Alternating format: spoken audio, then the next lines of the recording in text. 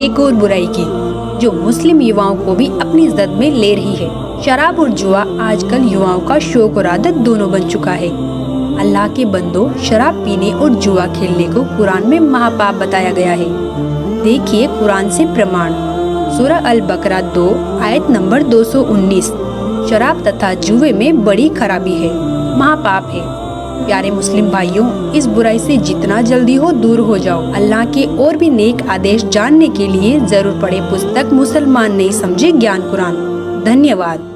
फजाइले अमाल मुसलमानों की एक विशेष पवित्र पुस्तक है जिसमें इबादत की विधि तथा पूर्ण परमात्मा कबीर साहिब का नाम विशेष रूप से वर्णित है। जैसा कि आप निम्न फजाइले अमाल के ज्यों के त्यों लेख देखेंगे, उनमें फजाइले जिक्र में आयत नंबर 1, 2, 3, 6 तथा 7 में प्रमाण है कि पाक कुरान का ज्ञान उतारने वाला अल्लाह ब्रह्म काल अर्थात शर पुरुष कह रहा है कि तुम कबीर अल्लाह की बड़ाई करो। वह कबीर अल्लाह तमाम पोसीदा और जाहिर चीजों को जानने वाला है और वह कबीर आलीशान रुतबे वाला है। जब फरिश्तों को कबीर अल्लाह की तरफ से कोई हुक्म होता है तो वे खौफ के मारे घबरा जाते हैं। यहाँ तक कि जब उनके दिलों से घबराहट दूर होती है तो एक दूसरे से पूछते हैं कि कबीर परवरदिगार का क्या हुक्म है। ये सब आदेश कबीर अल्लाह की तरफ से हैं, जो बड़े आलीशान रुतबे वाला है। हजूरे अक्सर सल्लल्लाहु अलैहि वसल्लम हजरत मोहम्मद का इरशाद कहना है कि कोई बंदा ऐसा नहीं है कि ला इलाहा इल्लल्लाह कहे उसके लिए आसमानों के दरवाजे न खुल जाए, यहाँ तक कि यह कलीमा सीधा अर्श तक पहुँचता है, बशर्ते कि कबीरा गुनाहों से बचाता रहे। दो कलमों का जिक्र है कि एक तो ला इलाहा इल्लल्लाह है और दूसरा अल्लाहु अकबर अर्थात पूर्ण परमात्मा कबीर भगवान।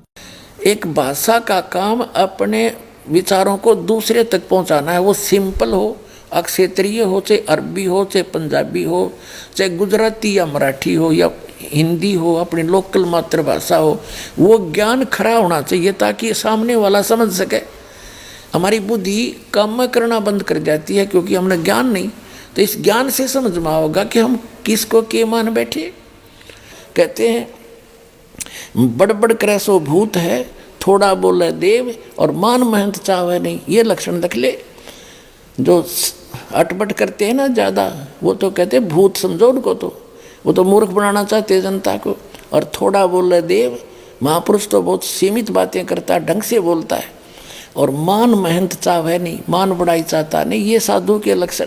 वास्तविक ज्ञान विस्तार के साथ सच्चिदानंद घन ब्रह्म के मुख से उच्चरित वाणी में उस परमात्मा ने स्वयं आकर बोली है वो वाणी, और उसमें वर्णित है, वो है तत्व ज्ञान। और वो तत्व ज्ञान किसी तत्वदर्शी संत से जाकर पूछो। यही कुरान शरीफ में लिखा है कि उस अल्लाह अकबर, उस बड़े भगवान की जानकारी किसी बाखबर से पूछ देखो। और यही यजुर्वेद में स्पष्ट कर दिया है कि कोई तो परमात्मा को संभवात और कोई उसको असंभवात, यानी कोई तो कहता है वो जन्म लेकर श्री राम और कृष्ण रूप में आता है,